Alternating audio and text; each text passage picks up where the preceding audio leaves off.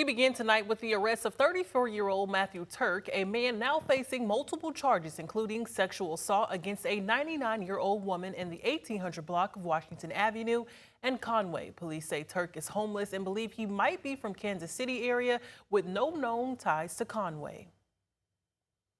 Hello and thanks for joining us on THV 11 News at 6. I'm Tamer Knight. We've got plenty to get to, including an intense pickleball match between THV 11's Carter Thweet and a 15-year-old star. But first, let's check in on the heat with the temperatures in the triple digits. It's been a very hot Saturday across the natural state. Now, our next little ruffle in the forecast, if you will, is going to be a stationary boundary that starts to set up as early as tomorrow across northwestern and the northern fringes of Arkansas. So say from Fayetteville to Mountain Home already by tomorrow late afternoon. What you're going to find is that stationary boundary kind of sags a little bit further southward across the central Arkansas and kind of near the Arkansas River Valley. And what it does is it actually increases our dew point. So expecting a bit more of a humid air mass, especially to start the week. And as it work away to Sunday, Monday, those heat index values are going to start to climb again. In fact, over 110, which is why we have the extreme heat warning going to be still into effect here for the next few days. So definitely going to be mindful of that dangerous heat out there the next few days. We've been talking about it for a while. I know it sounds like a broken record at this point, but that warm air continues through the overnight hours. In fact, I'm only forecasting lows into the 70s here across central Arkansas, and mostly clear, muggy conditions continue. And then heading into your Sunday, we're expecting another hot one, about 102, 103, maybe even 104. Spot storm possible. We'll talk about those storm chances that aren't super high, but at least there's a chance. We'll talk about that coming up here in several minutes. Well, tonight, for the first time, we're hearing from Carl Armas, the Republican nominee for the state legislative seat, now vacant following the resignation of Austin McCollum. Benton County Justice of the Peace Brian Armas will fill the role in January, but someone needs to fill it in until then, and Republicans have nominated his wife, Cara, to be that person.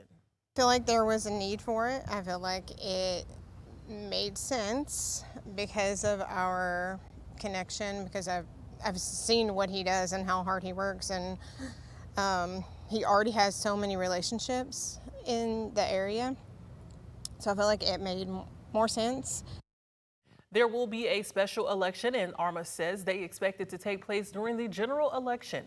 No word yet, just on if the Democratic Party of Arkansas plans to nominate anyone. And moving over to Jefferson County now, where an audit revealed several red flags, including contracts being awarded with competitive bidding, payments that never went through the quorum court, and more than $340,000 spent on solar panels that was never installed. Now, the audit doesn't allege that the money was stolen, but it does say the county failed to properly classify how it was spent. The county's interim judge says they are now reviewing records from former county judge Gerald Robinson to fix it. For it to be that amount, it is bothersome to me and to, I believe, everybody in this community. You can make a mistake, but you can't make a $900,000 mistake on 10 different things. These findings have been referred to the Attorney General's office, though we are told they cannot confirm nor deny whether there is an active investigation. And turning overseas now, as Iran continues to insist it's the rightful owner and ruler of the Strait of Hormuz. And as Aaron Navarro reports, it comes in as amid new strikes in the strait and ongoing concerns about the USS Lincoln's long deployment in the region. Tensions remain high in the Middle East, with the UAE accusing Iran of launching a strike Friday night on one of its oil tankers in the Strait of Hormuz. It comes after Iranian-backed Houthis attacked a crucial port in the Red Sea that's controlled by the internationally recognized Yemeni government. Analysts say the attack reflects how Iran is turning up the pressure on U.S. allies in the Middle East. All of this comes as President Trump insists the war with Iran is going well. And after we finish defeating Iran, which is being very badly defeated, pretty soon I'll be declaring the Hormuz Strait a territory of the United States. Iran fired back on that threat, vowing the strait will remain Iranian. On Friday, President Trump downplayed reports of plummeting morale aboard the USS Abraham Lincoln during its lengthy deployment in the Middle East. When a reporter asked if the deployment had gone on too long, No, not nearly long enough. but family members of sailors on board say conditions have grown so bad some crew members are trying to jump overboard. Some Democratic lawmakers are demanding answers from the Pentagon. Conditions on the USS Abraham Lincoln are abhorrent.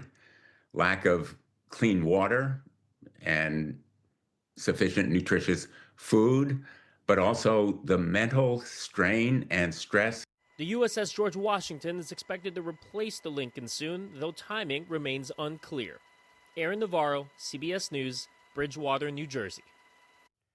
Now, 2 Israeli airstrikes have also killed 11 people in southern Lebanon in some of the deadliest attacks since a truce agreed to between Israel and Iran-backed Hezbollah. And tonight, FDA officials are in Mexico inspecting the Taylor Farms facility as the cyclospora outbreak continues. They say they believe all recalled lettuce tied to the outbreak is now off the market, but so far more than 9,400 people have fallen ill and nearly 400 have been hospitalized.